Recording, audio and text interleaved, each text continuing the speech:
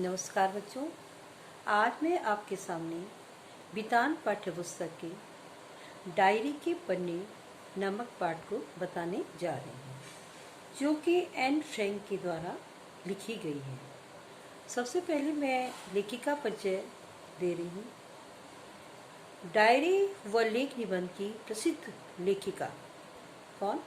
Anne Frank. उनका जन्म 12 जून 1929 को जर्मनी के फ्रैंकफर्ट शहर में हुआ था। इनकी लिखी डायरी मूलतः डच भाषा में वर्ष 1947 में प्रकाशित हुई। इसके बाद वर्ष 1952 में यह diary of a young girl, the diary of a young girl शीर्षक से अंग्रेजी भाषा में प्रकाशित हुई। यह डायरी संसार की सबसे अधिक पढ़ी गई पुस्तकों में से एक है।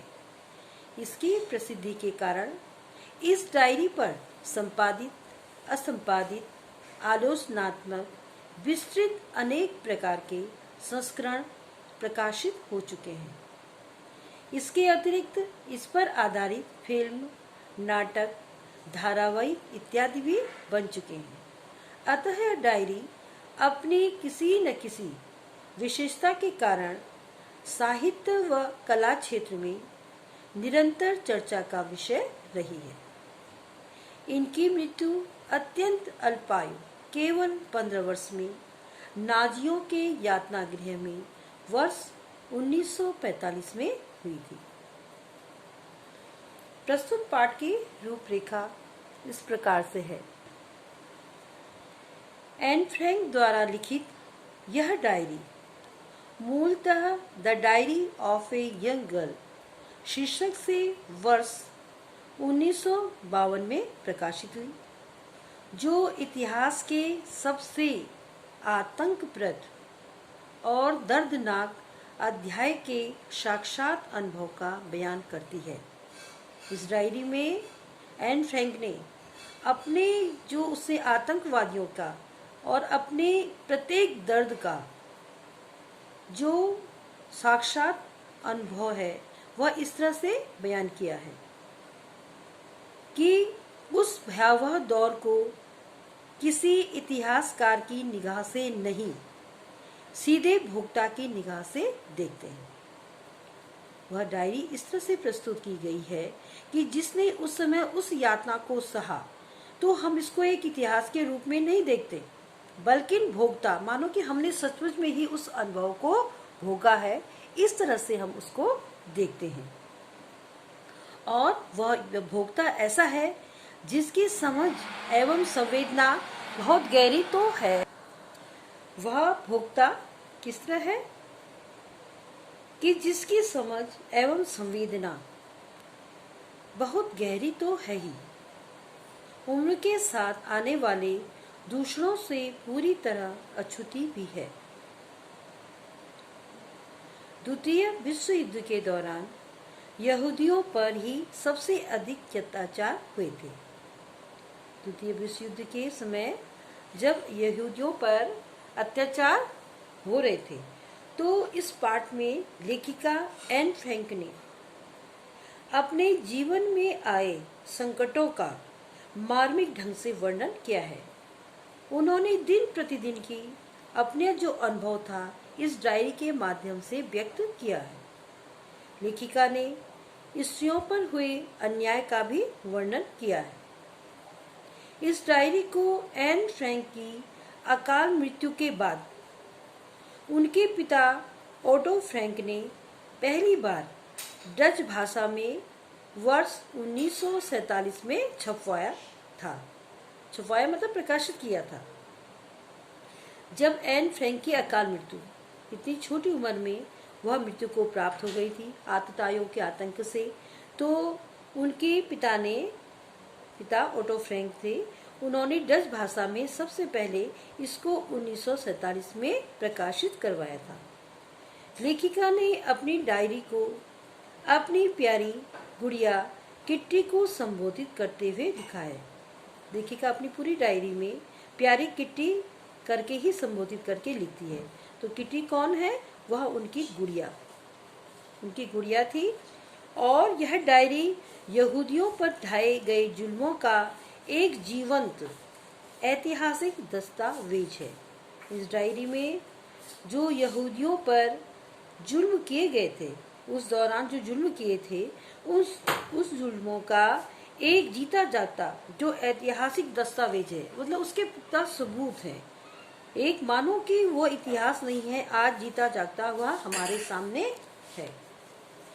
एन फ्रैंक ने अपने प्रत्येक दिन का जो कष्ट, जो अनुभव था, वह इस डायरी के माध्यम से व्यक्त किया है। और यह पत्र वह किसको लिखती है? किट्टी जो कि फ्रैंक की गुड़िया है और उसे जन्मदिन पर उपहार स्वरूप मिली थी। उसकी बर्थडे पर उसको मिली हुई थी। और 8 लोग जो हिटलर के अत्याचारों से छिप रहे थे। कितने लोग थे वो लोग? 8 लोग जो हिटलर के अत्याचारों से छिप रहे थे। वे एन फ्रैंक के माता पिता की 13 वर्षीय बहन मार्गोट दंपति और उनका 16 वर्षीय बेटा पीटर मिस्टर डसेल, यह लोग थे जो कि एक साथ मिलजुल करके उनके अत्याचारों से छिप रहे थे।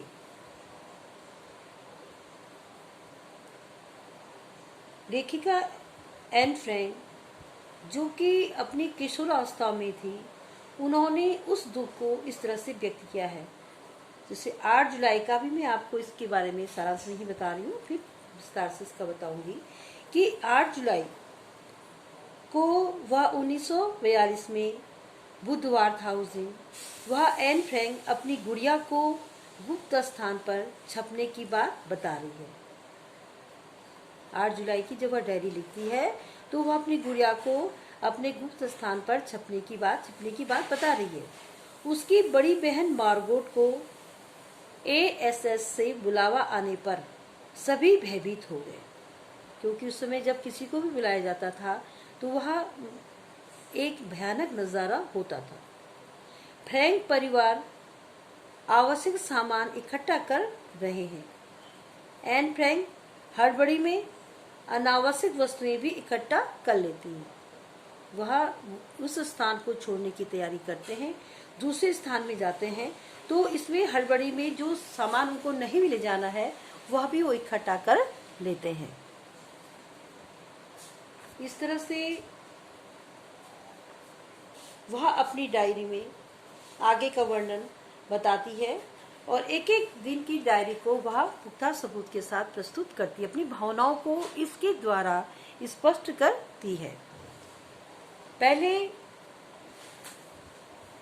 8 से 10 जुलाई में वह बताती है कि युद्ध के दौरान लेखिका ने, यह मैंने बताया कि 8 जुलाई 1942 से अपनी डायरी लिखनी शुरू की थी। और युद्ध के दौरान कौन था? 2 यहूदी परिवार 2 वर्ष तक एक गुप्त स्थान पर छिपे रहे। इसमें से एक लेखिका का परिवार था, अर्थात फ्रैंक परिवार, और जिसमें 13 वर्षीय एन फ्रैंक जो कि लेखिका है, उनके माता पिता और उसकी बड़ी बहन मार्गेट, एक परिवार ये था। और जबकि दूसरा परिवार कौन था? वान दंपति में कौन कौन था? उनका 16 साल का लड़का पीटर। इसके साथ एक और व्यक्ति रहता था जिसका नाम मिस्टर डसेल था। एन फ्रैंक ने डर, आतंक, भूख, गरीबी, मानवीयता, प्रेम, घृणा, प्यास, पकड़े जाने का खौफ आदि का जीवंत वर्णन किया है। आपको वर्णन किया है। ये सब एन के पापा के दफ्तर में छिपे थे। ये सब कहाँ छिपे हुए थे? एन के पापा के दफ्तर में छिपे थे। 9 तारीख को दफ्तर की बिल्डिंग के बारे में लिखा गया है और 10 तारीख को लेखिका ने दिन भर अपने पिता के साथ मिलकर दफ्तर के कमरे की सफाई की और सामान व्यवस्थित किया। रसोई को रगड़कर साफ करने का काम भी लेखिका ने ही पूरा किया। बच्चों, आज मैंने आपको ये डायरी के पन्ने जो यह पाठ है, जो कि एन फ्रैंक के द्वारा लिखा गया है, इसके बारे में परिचय दिया थोड़ा सा कि इसके अंतर्गत क्या है, ये डायरी किस समय लिखी गई थी और किस कारण लिखी गई थी। तो यह मैंने सब आपको सारांश बताया है। कल मैं अपने नेक्स्ट वीडियो में थोड़ा विस्तार से इस पाठ को बताऊंगी।